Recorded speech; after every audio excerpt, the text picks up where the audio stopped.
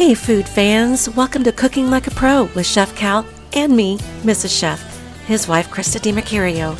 We're dishing out culinary intuition, insights, and imagination to spice up your meals and make cooking more fun. On today's episode, Chef Sadie Krueger joins my chef husband on the show. They're going to discuss their favorite kitchen gadgets as chefs. They also explore menu ideas for a great St. Patrick's Day meal. Let's dig in. Today's episode was broadcast and recorded live on AM/FM radio. Welcome. You have found us Cooking Like a Pro. Here with Chef Cal. I'm so glad that you joined us today. Here, find us at cookinglikeapropodcast.net. You can send a question in there, and my wife will answer it, but my wife won't answer it tonight because my wife's not here. I have my good friend, Chef Sadie Krueger. Sadie, thanks for stepping in. Mrs. Chef had some family obligations, so I appreciate you coming by to chat with us. My pleasure. Thanks for having me. Well, gosh, I don't even know how many. Well, you still look young, but so I don't know how many decades we've known each other, but it's been several. But anyway, Cooking Like a Pro. So today we wanted to talk about a variety of things. And I've been looking at some pots and pans and talking to my stainless steel guy. And we just kind of got to talking about the different things that are out there and that are available. And I think what you really want is you want specific types of pans. Not what they're made out of, but the sizing of them. You know, you want certain things like a stock pot, right? You want a big stock pot. And to be honest, as far as the material goes, you really just want to go with stainless steel. Regardless of that, and besides just going with, stainless steel, the next thing you have to have is you have to have a heavy bottom pot. You want all of your pans, regardless of what kind of pan it is, you want the bottom to be very thick, because that's what's going to keep your whatever's cooking in there from burning, and a real heavy bottom pot will kind of spread out the heat and allow things to cook more evenly. So one of the things you definitely want to do is do you have a favorite pot? Pot, pan? I like my little, it's a 2-quart pot. I use that all the time. Yeah, get that certain size that just works good at home. Yeah, it's a workhorse. Yeah, and so, besides stock pots, you got sauce pot. Now, when I talk about stock pot or a sauce pot, we're talking about a pot that has a handle on each side, so it has 2 handles. And you get into saucepans, so now you're talking about pans that have just one handle. So you have saucepans, you have saute pans, the one with the square edges instead of being smooth, so you can't really flip on it. That's called a sauteur. Most of the time, that's really, we kind of refer to that as a frying pan. And a wok.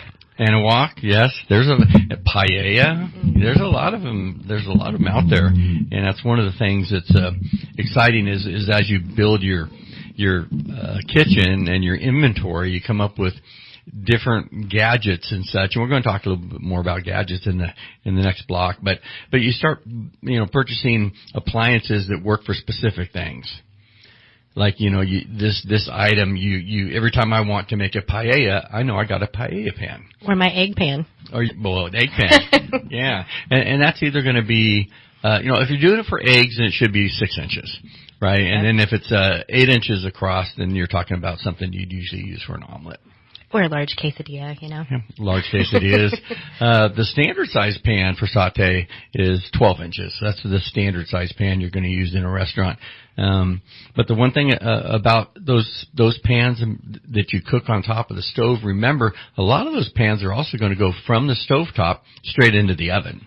If it doesn't have a plastic handle. Yeah, right? So you have to make sure that the handle is high temp. It's something that's going to be able to handle the 400 or 500 degrees, whatever you have your oven. I'm kind of a guy, most recipes that you see out there when it comes to cooking in an oven, a standard oven, you're looking at something like around 350 degrees. But I always like cooking things really hot.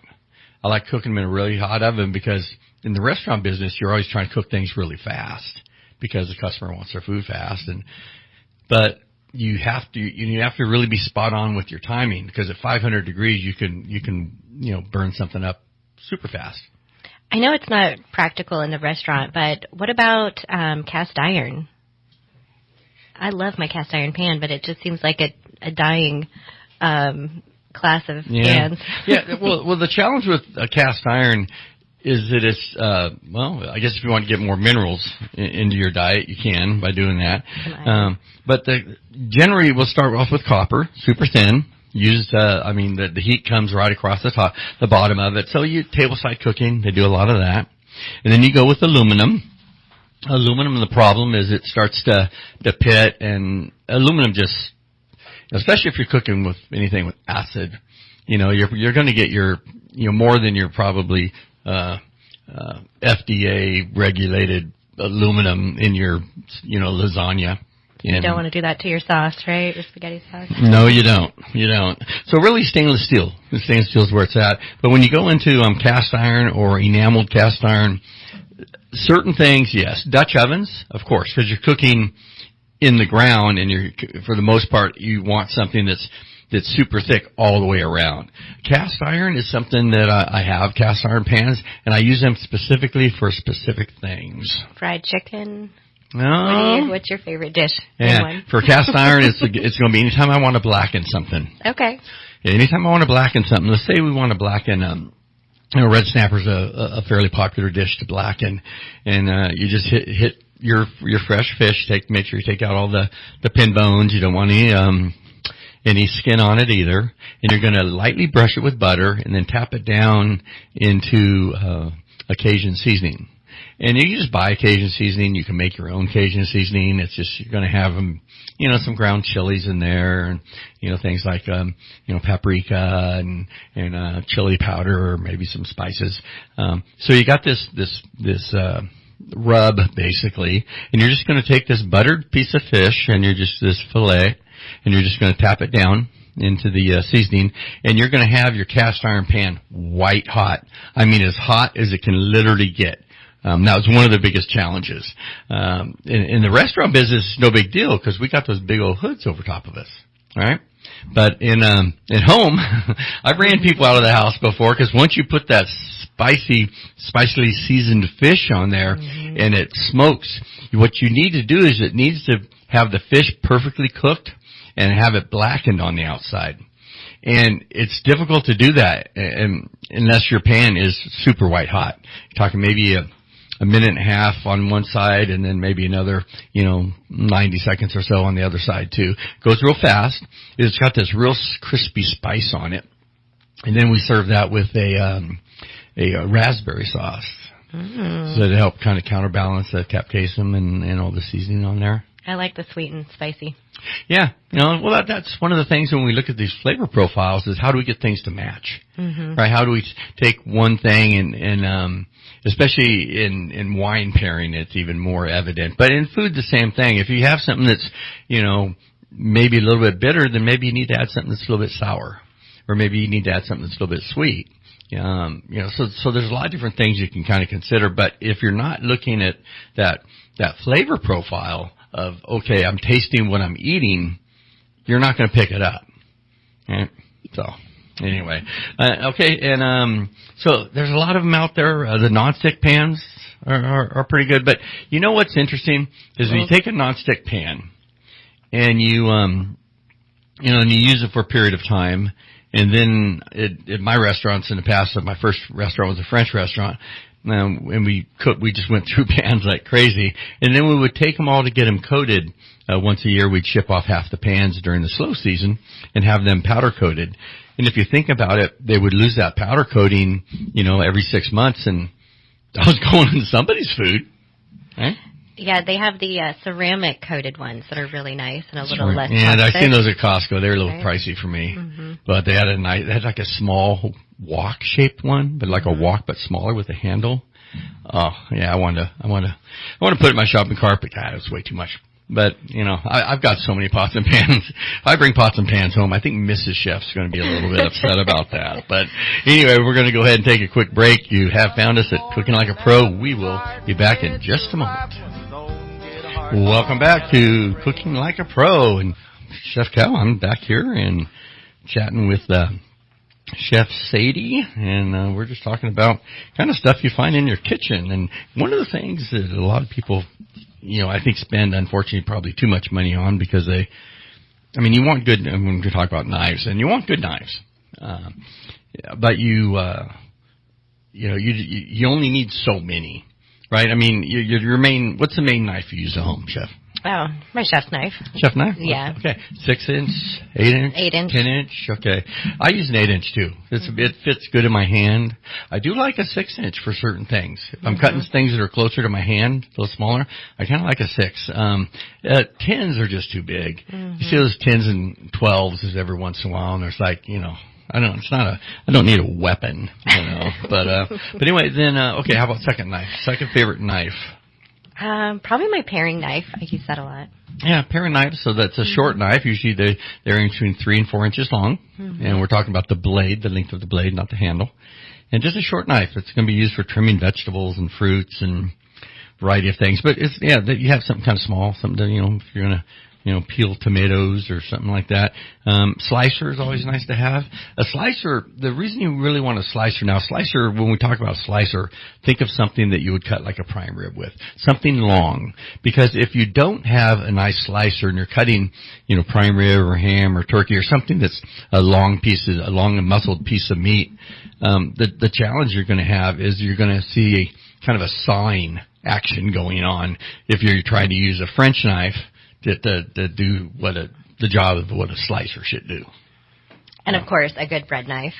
Good bread knife. So a difference between a slicer and a bread knife? The ridges, the edges, it's a little more serrated on it. Yeah. It's got that serrated edge to it, so it chews through. And you really need a good serrated knife. And when I get a serrated knife, I always want one that's offset. And when they say offset, that's a knife that you can grasp the handle with, and let's say you're cutting on a cutting board, and the blade itself takes a little jog down or jig down about an inch before it goes to the blade. So the blade is on the cutting board, and your hand is still has room for your fingers underneath. So, that's kind of the best slicer that I use for bread, tomatoes, anything that has a skin, anything that has a skin on it. Mm-hmm. Right, if you need to kind of chew through that skin, so make sure you have the right knives. Cleavers. I was going through my knives the other day. I found a cleaver. Actually, I was going through a drawer, and I found this cleaver that Martin Yan had signed for me. I don't know if anyone's seen him. There's a video out there. He bones out an entire chicken, and it's like 7 seconds. Maybe it's less. I can't remember. It's fast. And he did it at a conference, a chef's conference I was at once. And then he was selling the knives also, so I went up and had him sign one for me. But yeah, look that up. Martin Yan. If you get a chance out there, folks, look up Martin Yan. He was really one of the first chefs, I would say, that brought Asian cuisine, Pacific Rim cuisine, to the States. He really didn't see a whole lot of that, earlier on. I'd probably give him a lot of credit. Also Roy Yamamuchi, he's more Hawaiian, like Alan Wong, but Hawaiian's kind of in the middle of the game. Obviously I would describe it as being tropical, but it's still got those Asian twists and flares, and it's still got some of that. Yes, I'm from the mainland, so it's still got a little bit of I guess American homeland influence. But yeah, I like the thing I like to eat over in Hawaii is Spam. One of the few places they still have Spam. Yeah, they do Spam sushi. Yeah, yeah. I was trying to remember what that's called. It's got a name for it. Subu? Yeah, something like that. I've done it before. I can't remember off the top of my head, but other knives, boning knife. Boning knife's always good to have. A boning knife, you want something that has a real good bend to it, because if you're taking a breast off of a raw chicken, you need something that's going to be flexible enough to bend. You're not going to get that out of a cleaver. You're not going to get any bend out of your French knife. So you want something that bends well. Maybe a fillet knife for seafood. It's always kind of a nice one. And then utility knife it's generally going to be about 6 inches long, but basically a utility knife is kind of a knife that's used for everything. It's kind of like that. Like if you just don't need a specific knife, that's the one you grab. So that's why it's called utility. Stainless steel, though, I always stick with stainless steel or carbon steel. Both of those work. Both of them hold a good edge. High carbon stainless. I mean, you can spend as much as you want on knives. They have them out there that are sharp as swords. I love mine with the Japanese steel. Oh, yeah. I have a couple of those. That's Sankui and I'm trying to think of what the other names are. But those are comfortable knives, and they'll hold a nice edge. Let's see. And moving on from knives, the one thing related to it is knowing how to sharpen your knife. Remember, a sharp knife is always safer than a dull knife, right? Because on a dull knife, you have to apply more pressure, more of a chance, I guess, of slipping. Is kind of the main reason. But and if you cut yourself, you definitely want to cut yourself with a sharp knife because it's going to heal faster. If you have to get stitches or something. And I've been around I've seen a lot of cuts. I've cut myself my share. Generally, it's not in cutting food.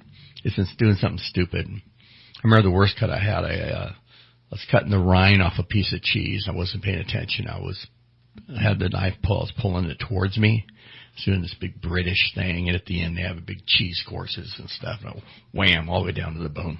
Yeah. Anyway, the doctor fixed me up, and that's a very different story. I have to put that one in my book. I'm one of the few chefs that have my own gynecologist. There happened to be a gynecologist that was there at this black tie event that I did, and he took me back to his office, and it was back down in town, and it was almost like 3 a.m. at that point. And he put the stitches in me. I got my episiotomy, and boom, I was ready to go. It was funny. We're going back in the office. He said, come back in a couple of weeks. And I walk in the office. And there's like 20 women in this office. And I go up to the front and I say, this is Chef Cal. I'm here to see the doctor. And she kind of, leans forward and she goes, we only see women here. And I said, well, just tell the doctor, that Chef Cal's here. So I go and I sit there, and all 20 women are looking at me like, what is going on with this guy? This is way before the trend. I'll just whatever. Anyway, so he called me, and a little bit later, a few minutes later, I was walking in, and I didn't have to get up in the stirrups, just So. Anyway.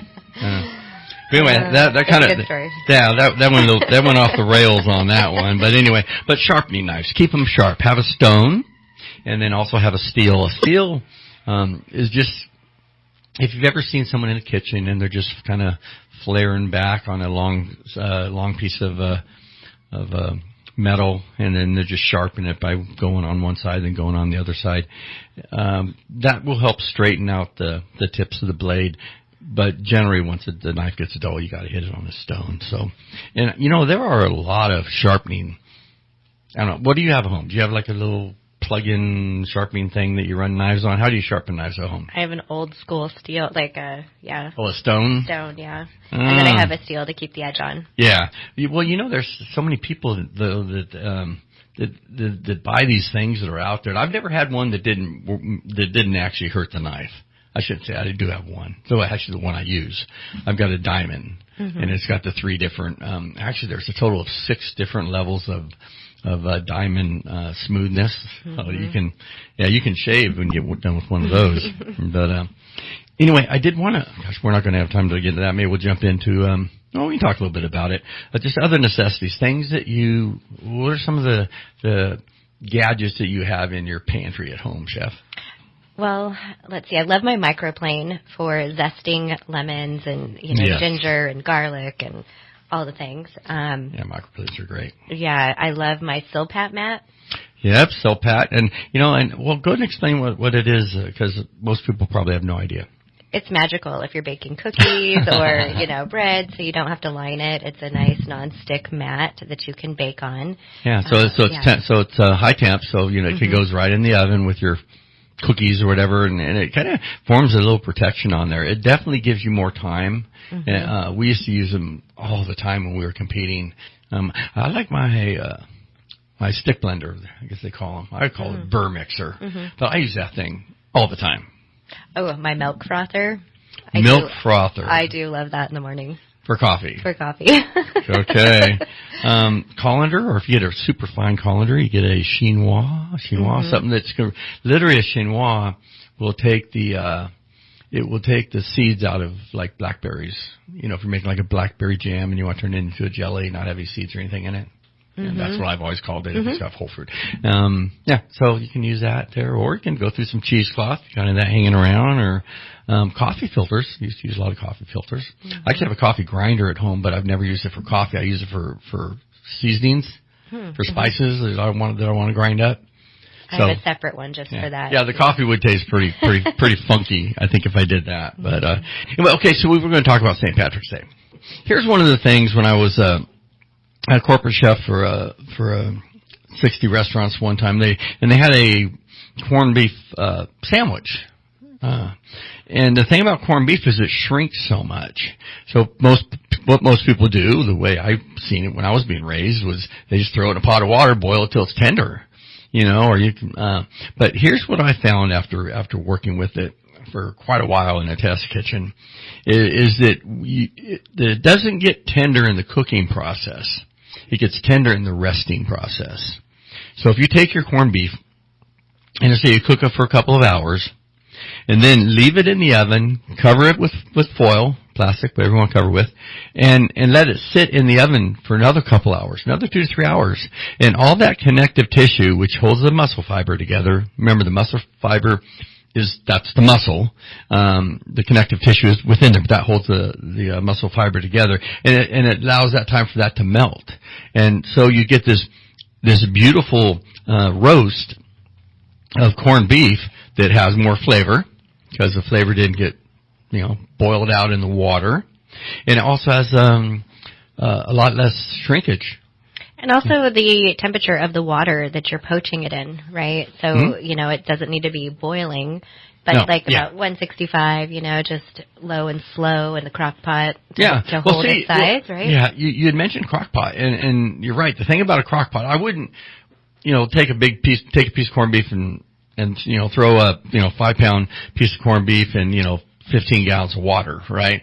But in a crock pot, then what you're doing is you're preserving all that flavor. And especially when you plug it in the morning. Mom used to tell me to do that. Yeah, your pickling spice. Yeah, maybe a beer, your broth. Beer in the broth. Yep, that's always a good thing too. So how about accompaniments to go on the corned beef, not as a side, but going on it as like a sauce? Yeah, something like a sauce. Well, usually I do like braised cabbage. Braised cabbage on the side? To go with it. But you could do maybe like a whipped feta on the side with the potatoes. Like probably anything creamy, because it might have a little. Well, it's brined, so it's been cured. If you smoke it, well, then you have pastrami, so it's not going to be smoked. But I think for me, sauce I take the mother sauce of hollandaise.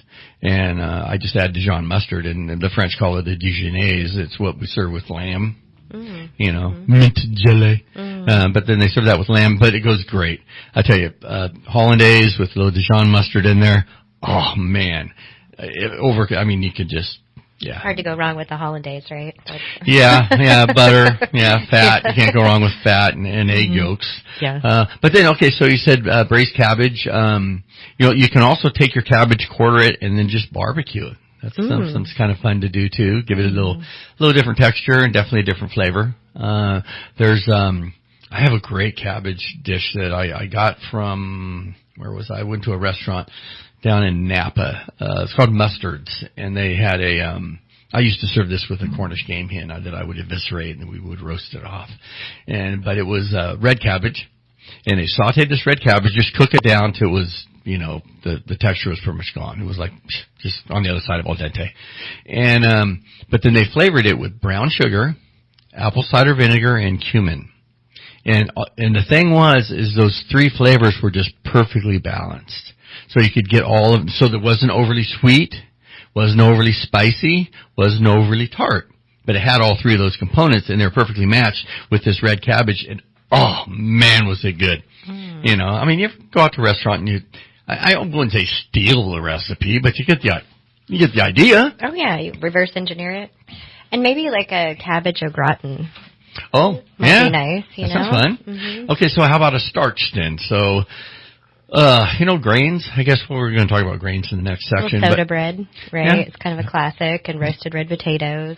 But steamed potatoes, roasted potatoes. Mm-hmm. They'll call for like a steamed potato, but here's where you can be creative. Instead of steaming that potato or boiling that potato, roast it. Get some more flavor on there. Yeah, with some butter, olive oil, seasoning, garlic. there you go. Mm-hmm.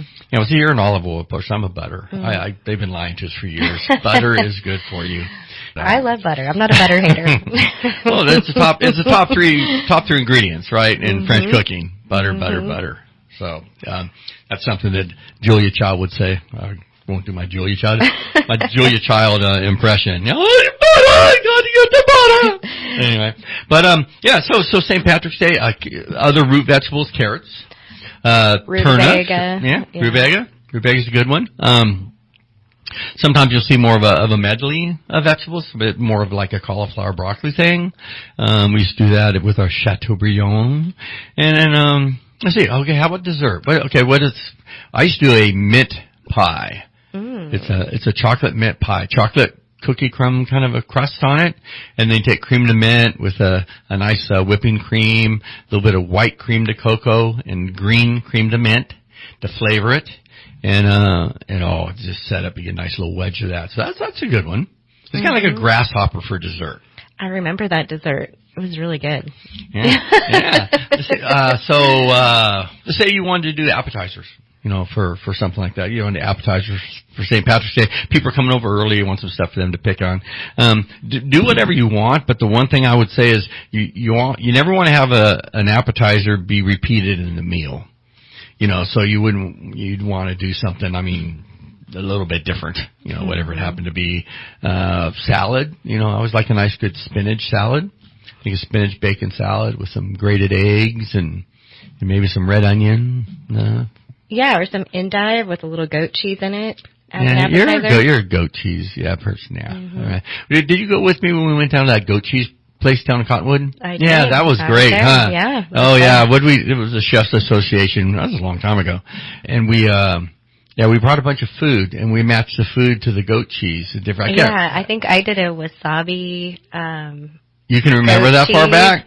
Okay. With like a poached shrimp and, canapé. I can't remember. I think it was something like that. I think you did a remember the goat cheese cheesecake. You had a pastry chef at the time. Yeah. I think helped with that, I believe. I like the goats themselves. Just, they're cute. And, I can't remember what the name of that creamery is, but, it's just down south of us. But the thing about their goat cheese is, and most people they get turned off on goat cheese. I don't know how we got around to goat cheese, but, they get turned off by it because of the, acidity to it. Mm-hmm. And again, I love goat cheese, but I don't want something where acid is the first and the most powerful thing I taste. And that was the one thing that they had down there. And I like a creamy goat cheese.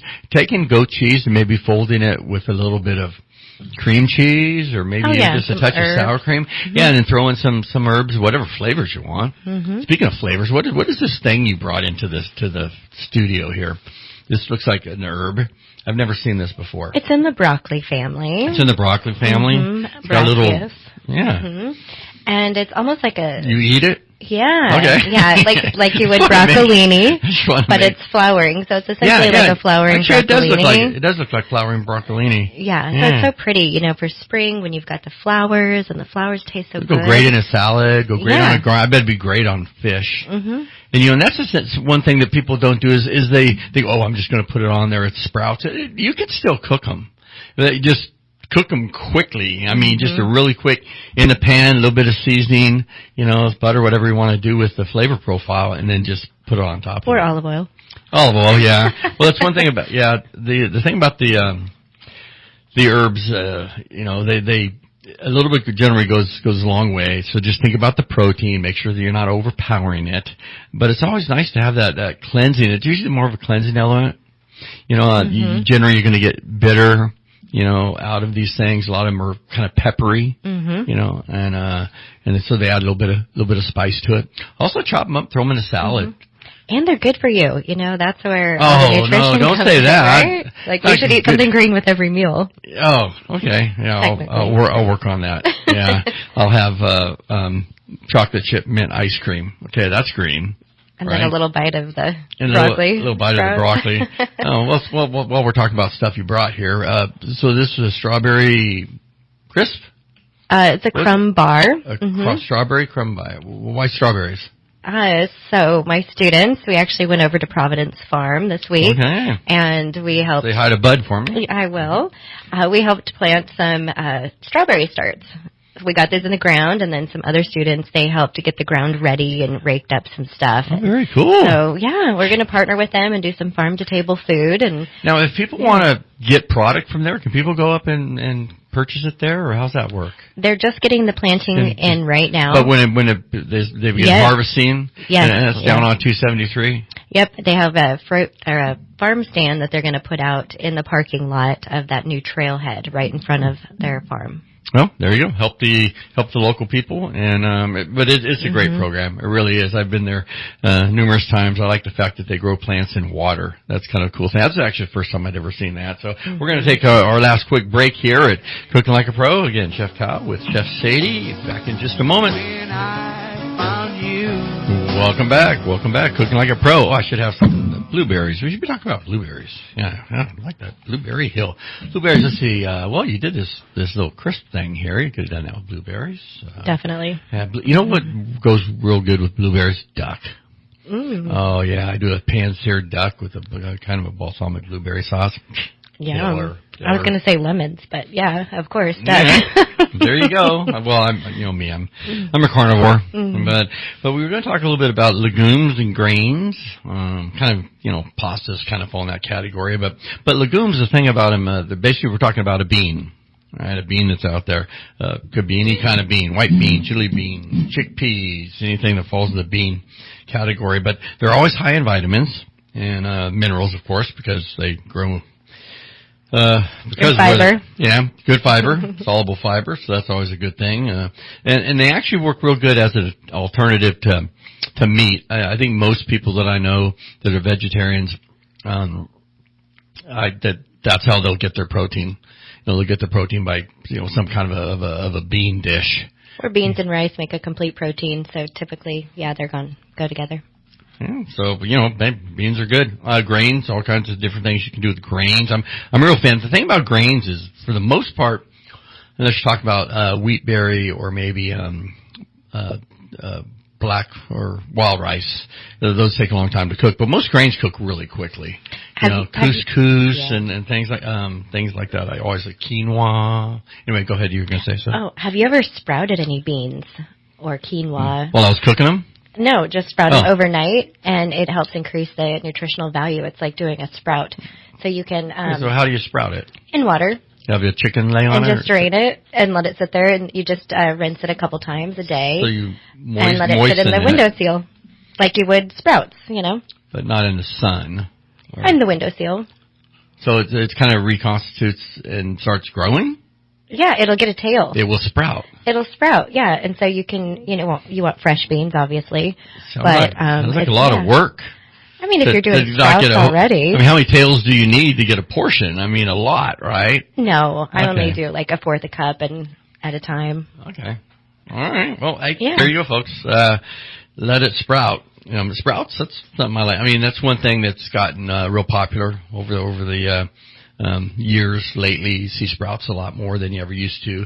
I like them as an alternative on a sandwich. I mean, lettuce is 97% water for the most part. I mean, a little bit, maybe less water in whatever, romaine or something, but iceberg certainly is all water. But a sprout, you'll get all that flavor. You get that spice, that bitterness, especially radish sprouts.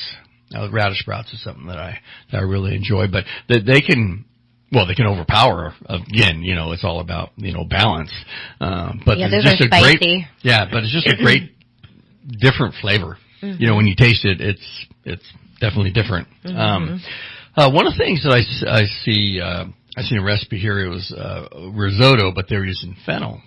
And fennel's a very, very underutilized.